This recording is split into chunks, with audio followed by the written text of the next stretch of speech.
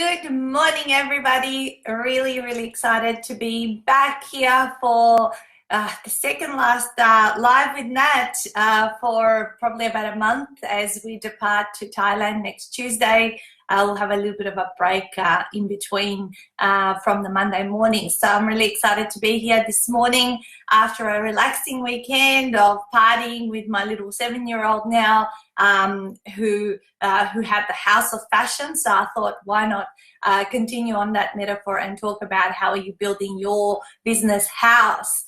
Because building a house is no different to the way we build our businesses. And I want to talk about the 10 different things that you need to consider when you are building your business so that it becomes a nice and cozy house that's going to keep the roof over your head and provide for you consistently, and hopefully as well as develop further levels up above it and turn it into a skyscraper hopefully one day. So good morning, Helen, Sally, Sasvati, John and Amanda. Okay, you guys, as I always do, I'm just going to share this live across my couple of different groups so they can see it live at the same time, as not everyone is friends with me that watches this. And then we'll get into the content, which I have noted down here, and I've thought about it, and this came up as an idea about 3 or 4 days ago, and I go, that's a good topic for, where am I? I just can't do 2 things all at once. Share in a page, share in a group. Okay, ultimate business support, and then across to the other groups. I love this cut and pasting across from different computers. With Macs, you can cut in one computer and it talks to the other computer, and you can paste across to the other one, which is really exciting. All right, so I've shared it in one group. I'm just going to do the second share, and then we'll get started with the content. All right, also your way to riches. All right, here we go. Fantastic. Hey, all right, cool. So I'm going to start off from my own personal experience as to how I saw this in the very early days, now over 8 years ago. What I said and what I declared, and actually then what happened afterwards. So when I started out, and as I was joining the coaching school that whereby I would be starting a coaching business over 8 years ago, I declared that I would make $100,000, 6 figures by Christmas that year. And it was exactly this time, because it was only our 8th anniversary about 10 days ago in business. Good morning, Lisa and Joy. And so I declared I would make 6 figures by Christmas. And by Christmas that year, the reality was I had 1 paying client. So it took me 5 months to get my first paying client, which was the reason. Oh God, I got a hit here. Which was a thing that obviously I needed to work on. First of all, getting myself out of my own way, working on my limiting beliefs around money, around sales, around what is it that I'm actually selling, because I didn't understand how to actually sell coaching. Good morning, Christian. And I didn't know anything about business, like, how do you grow a business, marketing, sales, all that kind of stuff. I just thought I'll go and get to learn how to be a coach, and then all of a sudden people will be so interested in that, and I'd have a fully booked coaching practice, and by working out whatever the figure would be that I would be charging per hour, I could work part-time hours and have a 6-figure business. But that wasn't to be the case. It was 1 paying client, as I said, by the fifth month, and of course by Christmas that year I was nowhere near making 6 figures. I think it was only about $1,500 I had made. So what was the problem there? And this is a big problem and a big mistake that a lot of new business owners can make. They can, what the old saying is, we overestimate what we can do in a shorter period of time, and we underestimate what we can do in a longer period of time. And this was exactly the case in my situation, and I believe in a lot of our situations. Had you told me that in under 4 years I would be hitting the $1 million mark in my business, no, not really. Like, I never even set that within my realm of possibility when I was starting out. Yet I set this massive challenge for myself, being brand new, a scrappy startup with nothing on board. So what's the problem? So what is the biggest issue that is preventing that rapid growth? And the biggest issue I've seen is the lack of infrastructure that, of course, new businesses have.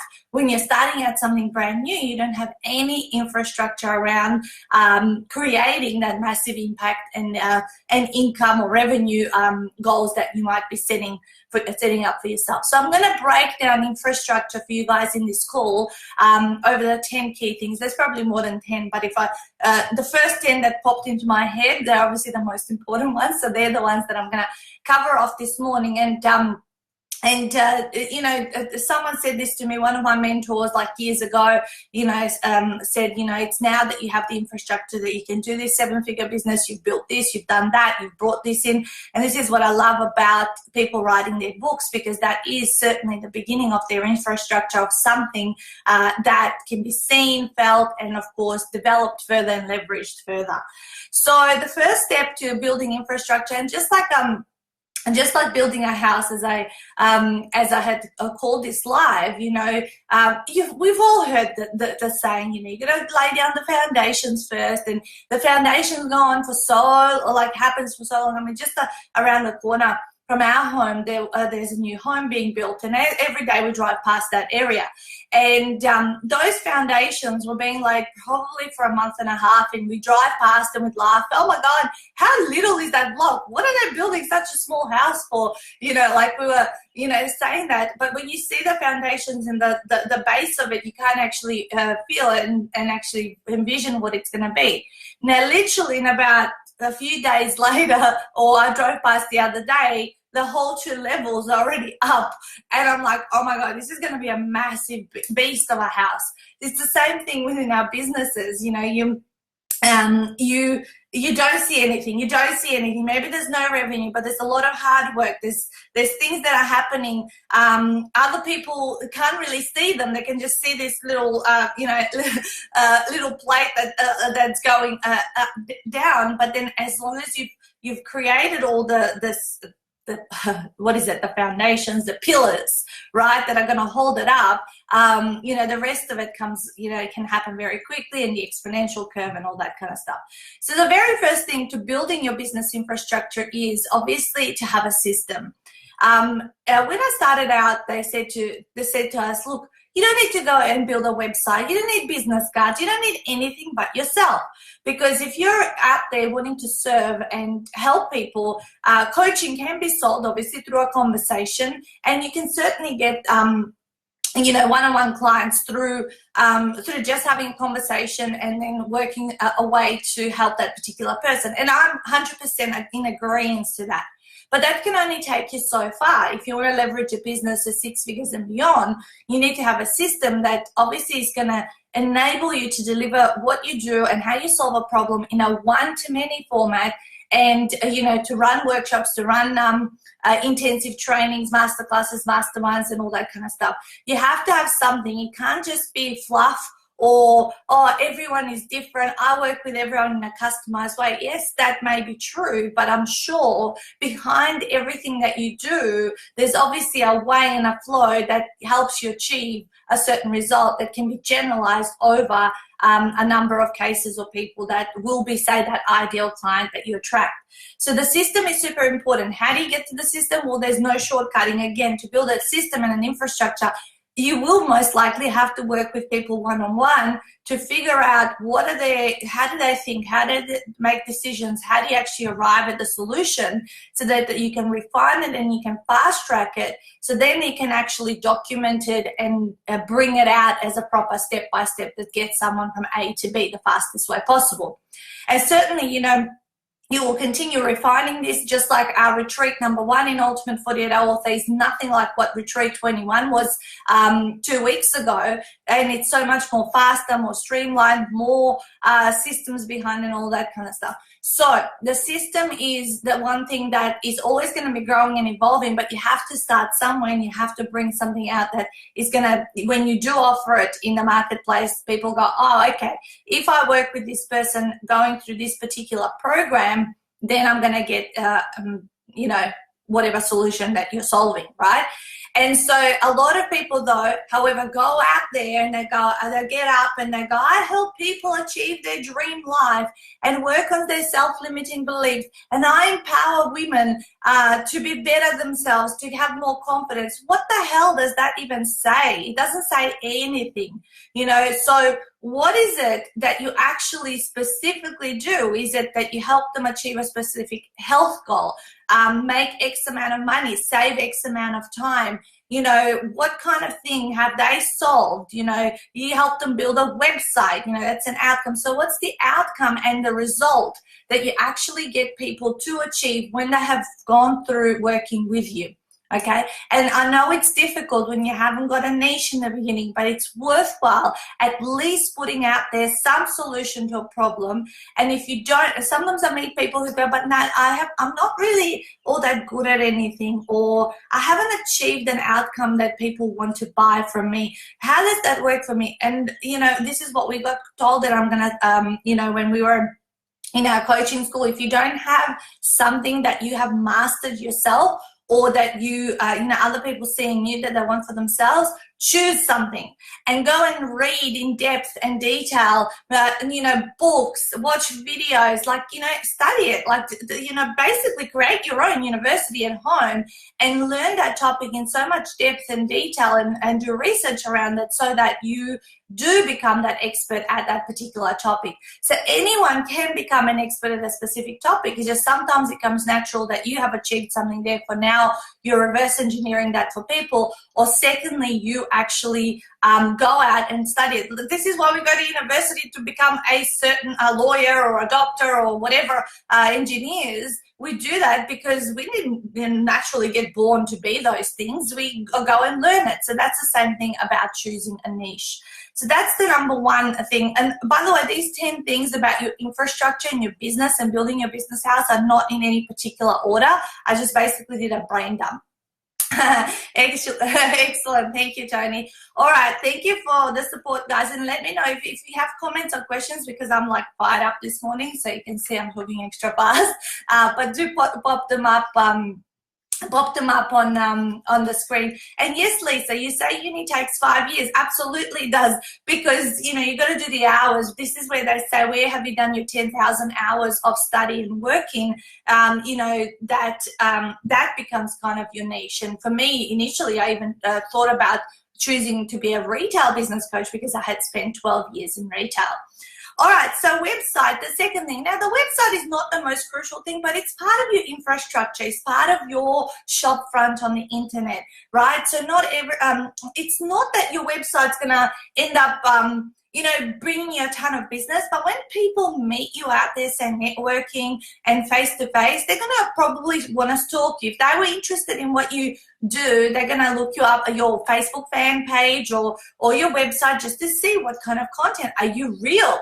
Right? So even though I don't believe websites necessarily bring a ton of business to people's, you know, into businesses, in our style of business, like consulting, coaching, education-based, all that kind of stuff, I think they're essential, and they're essential to be updated. So again, it's one thing that you've got to spend quite a bit of time. I mean, if you're not clear on what you stand for, your website's going to look a certain way. Then as you get clearer, you'll adjust it and amend the copy and rejig it. Like right now, we're about to build our 4th website, right? From the beginning, I've had, you know, different ones, and I certainly have different, like I've got my personal branding one, and then I've got the Ultimate 48-Hour Author. But we've so outgrown the previous 48-Hour Author one, so now we're on to building a new one. So that's, again, increasing and improving on that infrastructure to look like a global brand and all that kind of stuff, which is what we've stepped into nowadays. So the website, that's what it is. I don't believe it's going to be the be-all and end-all of your business, but you have to have it, because if you don't have a bricks and mortar business, you need to have something that looks professional, a way people can contact you or stalk you before they engage with you, so they can find out a little bit more. And it makes my life a lot easier when people come to my half-day workshop and I go, okay, so who did a bit of stalking online? And you actually guys understand that we actually run retreats, and this is a retreat style program. You know, here you're going to learn a bit about it, but if you want to do the whole thing, it is a retreat. and half of the room puts their hand up, and I go, okay, good, because that now I don't need to explain myself. They've done the looking around and finding out a bit more about what we do. Okay. Number 3 for me is lead. Well, number 3, not in any particular order, but lead generation. How do you generate your leads? Again, when you're new, you cannot declare, oh, I'm going to make a 6-7 figure business, in 6 months or 12 months time, because have you tested and measured all of the possible ways you can generate leads, and which are maybe your top 3 ways to generate leads, so that you then repetitively repeat those, because sometimes we can be putting a lot of effort. So for me, it was letterbox drops, print media, of course, networking. I did, look out for opportunities, speaking gigs, social media, organic social media. So various different ways, to get leads from LinkedIn groups, from Facebook groups, my fan page, my personal profile. I reckon I documented all this, by the way, in my first, I always document like what kind of marketing activities I do, but I know in my first 12 months, I attempted 50 to 60 different ways of generating leads. Now, that is exhausting, right? You can kind of go, oh my God. And usually they say that 9 out of 10 things in marketing or lead generation won't work. So it's the trick is finding the thing that is going to work, and then of course being able to replicate it over and over and over. And to get to that point, you still got to do the work and put yourself out there. And I always say to my clients, my dream for you is to find the top 3 things that will work for you. For me, it is social media, my half-day workshop, and speaking gigs. Those are the 3 things that I do over and over and over and over again, and they're the ones that bring enough business so that my house is nice and cozy and looked after, and continuing to expand and grow. So lead generation is something you can't fast track. You can look for, you can ask experts and mentors where you should go and what you should try and what you should avoid and not waste your time at. But it's still something that is part of your infrastructure that has to be tested and measured. Okay, next one is funnels. Okay, so not every single one of us was blessed and born to be amazing at this techie world, and IT stuff. And there's just so much to know. And this is why, things like websites or building landing pages or creating funnels is perhaps not the best use of our time when it comes to building our business. Perhaps what we should be doing is getting out there and getting our hands dirty and pounding the pavement and doing the high touch activities until we can afford to outsource the building of these more techie and IT side of things, right? So funnels are obviously clever ways to get people from being curious and interested to actually converting into a next step client. Not so much into the big ticket item client, but might be just that next step into your database or purchasing a low cost product. And these kind of funnels, and the most famous one obviously is using ClickFunnels, and Tony would know he uses them. I have used them for 5 years and all that sort of stuff. But certainly I'm not the person that goes in there and, dabbles in the back end, understanding where to position calls to action. I don't even write the copy. So Stuart, who's an amazing copywriter for us, does our copywriting for our landing pages. Then we've got other people who are sorting out where things are positioned. So, and again, all of these things take time to build, right? So the infrastructure, this is just another pillar of that house that you set in place, but also then you might need to re-renovate it every now and again to make sure that you are keeping it, stable, right? Because it can become shaky from time to time. Loving this house metaphor. So the next one is a lead magnet. So in addition to funnels, lead magnets are the things that perhaps will be at the front end of that funnel where you'll give away something for free, and then you will, have that next step for the person to come into your business. So you can see we've only covered off 5 different things that we that are part of the infrastructure of a business that obviously don't take just 2 days or 2 weeks to create and set up, because there's a certain level of testing and measuring, amount of time that you need to get out there and talk to people and then come back and refine stuff from what you have learned. Even a simple opt-in funnel can change your business as a lead generation tool. Yeah, absolutely, Tony. So lead magnets are important, and there's various lead magnets. Obviously, the ebook download is the simplest or the most commonly known one. You've got like what we call nowadays the magic PDFs, which are interactive, where you can click on different things in that particular lead magnet. You can have a video lead magnet, like I could give away, say, this particular live, as a way of people receiving more information from me. You can have an audio one, you can have a quiz or a questionnaire or something that is a test for people to take. So there's various different things that will suit different businesses. But what kind of things have you got are building and then rebuilding or recreating as you continue to innovate and evolve to apply, to the current business environment and all that sort of stuff. The next one is agreements. Okay, so agreements, that this is more the legal side of how you run your business. What kind of stuff have you got set up? I mean, I had no idea anything about agreements when I started out as a coach. I was like, oh, I think you just sign up a client and they just work with you, and then you finish. And then obviously I modeled what had happened with me with my first mentor and what he did with me, and I thought, oh, okay, maybe this is the thing that you need to do. And of course, now you think, oh my God, that was so silly that I didn't have something like this. But I know a couple of people watching this call also didn't have any and got stuck in, situations where they didn't have anything that would back them or support them in terms of, running their business, and of course not losing revenue and money. So agreements are really important. Of course, this should be done fairly early on in the game. However, if sometimes you don't even know what you're delivering and what does that look like and how long does it go for, how the hell are you going to create an agreement?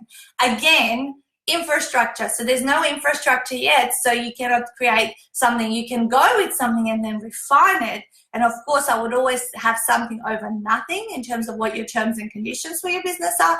However, you will need to refine it probably more frequently in the beginning until you get to that system that is more stable, and then you can have one that probably goes for a while longer, and certainly having them revised every 12 to 24 months is recommended. So again, another part of an infrastructure a business needs to have. Good morning, Benetta, Nick, and Tracy. All right, guys, so number 7 for my list is how do you onboard your clients? So what is your onboarding infrastructure? What happens when someone joins your program? Do they get certain amount of emails, welcome emails? Are they introduced into Facebook groups? What is it that happens? My business in the beginning, nothing happened.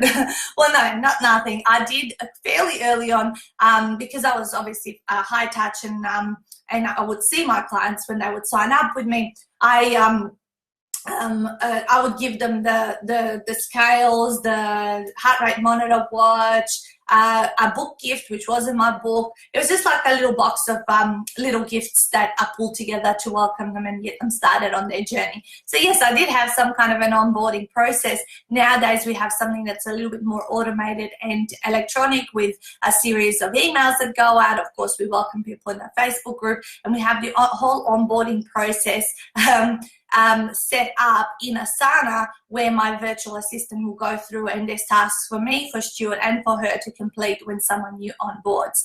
So many people focus on getting them, they forget them until selling. It's like inviting them to a party and then ignoring them. Yeah, that's true, Joy. Yeah, so it's really important. Sometimes people also wait too long to set up. Oh, I don't even have this on my sheet. But the infrastructure around how do you get paid? So many people who are not yet as financially viable in the business actually just sit back and wait until they get and make money or start getting sales to worry about payment processes or how they receive payments. And it's just gobsmacking. I would set something up immediately, right? Because Because if you don't have anything set up, energetically, you're actually putting a block between you actually making a sale.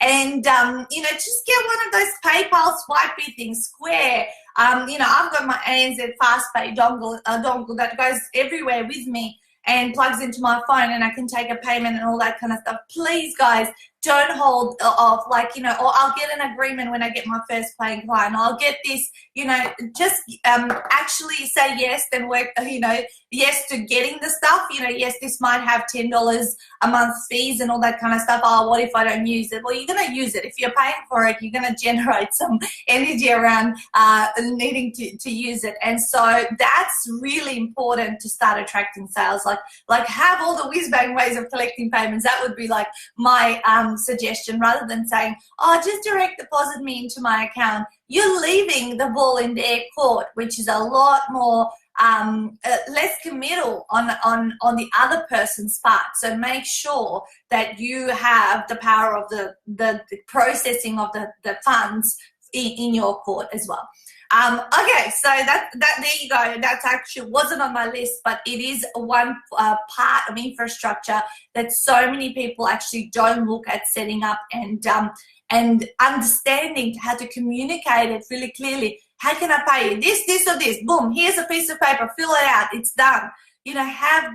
Always be ready to make a sale and take a payment wherever you are. I literally carry around my Ultimate 48-hour author agreements. I always have 5 or 10 in my bag, because you know what? You don't want to be chasing people for an agreement. You don't want to be chasing people. Even my Easy Pay forms, they're always on me. I don't always get them filled out, but they're always on me, because actually I want that onboarding process to get done and dusted, and then we're focusing on solving the problem. They're just logistical things. Get them done as soon as possible. Be ready with them, and then go. Great points to help authors to monetize your book. For many, it's a paradigm shift to make that next step after the book. Yeah, so it is, Tony. Okay, so number 8, so we had process of onboarding, and part of process of onboarding, we threw in the payment. How do you take payments? Then number 8, sales system, process, and skills. Sales system, process, and skills. And this is probably should be within the top of the list, like with system and then sales, skills, process, and system. It's how do you sell your thing? How do you sell your service? What do you do? What do you say at a certain point of time? What don't you say? What shouldn't you say? And how do you keep building on these skills so that you become a lot more successful and you increase your conversion rates, right? So ultimately, you should arrive at a point in your business where it actually feels like you're doing the same thing over and over. Of course, every situation is different, but the steps and the communication and what you say and how to describe what you do and how you ask for the sale really should be a replicable process. And that doesn't happen overnight. Again, it's part of the business infrastructure, and you're refining and smoothing out, any kinks that there might be, in that, within your house. It's like how do you make it nice and smooth? Like, I love rendered houses, that kind of look, rather than all over the place. So this is a big conversation. We've done sales calls and how to do, successfully sell and the things to cover off. So I'm not going to go into a lot of detail within this, but sales system, process, and skills are one thing that is an ongoing development and refinement in the business. Again, you will have a surge of growth as you shit and you get a bit better, but then as time goes on, even at this level 8 years later, we're making micro adjustments to see if they improve our outcomes at the end of the day. Number 9 was content and IP, and to build content and IP, it takes a bloody long time, right? Again, part of infrastructure of building your business, content and IP takes a long time. Why? Because you need to turn up. You got to do this stuff. You got to sit. You got to journal. You got to blog. You're going to do videos. You're going to write books. You're going to write your system. You're going to write things. And content and IP is not something. This is like an ongoing building. So sometimes when I say to people, I have over 900 videos on my YouTube channel. The other day Facebook said, you have been liked 220,000 times from your Facebook followers, all that sort of stuff. That didn't happen overnight. It was from me putting out content, ideas, videos, this live stream, live with Nat. This has been happening for 4 years, you guys. Every Monday, I would say 85% of Mondays, aside from the 15% when we're traveling and all that sort of stuff. For 4 years, it's about consistency and turning up every single time, no matter what you feel like, right? How do you know I feel like doing this live this morning? Well, you don't know, you know, you don't know, but I turn up, I put on the same consistent energy and information and value. But, you know, not every Monday I'm all stoked about being on the call, but I'm on here to serve, and that's the most important thing. All right, number 10 is marketing channels that will work for you. This could be, again, linked up to the lead generation one, but what are the marketing channels that you need to refine, look at, work out, is this the best one? Even to this day, I sit there and ask you, should we be doing something else? Could there be another way we could tap into finding our future Ultimate 48-Hour Authors? I know the things that we're doing right now are working really, really well, but is there something else that we haven't noticed? What is it that what don't we know that we don't know, right? What is that the same? You don't know what you don't know is the same, right? So I always say to Stuart, sometimes we could be ignorant because we just don't know what we don't know. So what is it, that we can look at, or alternative ways or refined ways? And so, guys, those are quite a lot of things that need to be thought about. And if you're brand new starting out in business, you're not going to have all of these things set up. You're not going to have the website. You're not going to have your funnels, your lead magnets, your agreements, your understanding of what your process looks like, and your sales skills will be shit house. But over a particular period of time, when you're consistent, you continue developing yourself. You're looking for new ways to learn from other people who are doing it better than you, which is what you're doing right now this morning. It takes some time. My dream of, clicking 6 figures in 6 months in the first, when I started out, obviously in hindsight now I know that, oh my God, there was so much more I needed to do and set up in terms of foundations of infrastructure around my business. No wonder I couldn't get to that point, but that's okay. I'm here to tell you that, continue. It's good to overestimate what you can do in a shorter period of time, because it can be encouraging and exciting to think about it. But the important thing is not to be disheartened if it doesn't happen. I'm not saying it's impossible. We have heard of people who've done 6 figures in their first 3 months of getting out there and starting their business and all that kind of stuff. In reality, those are generally the lower percentage, the less than 1%, who perhaps already had a system that they were bringing out into the market. So they were ready with something that was really clear in their heads. And however, sometimes those kind of businesses can also burn out very fast. And that means that they can go super, super, super fast and skyrocket and then fall flat in their butts, because it's perhaps not sustainable that rapid growth as it can be seen.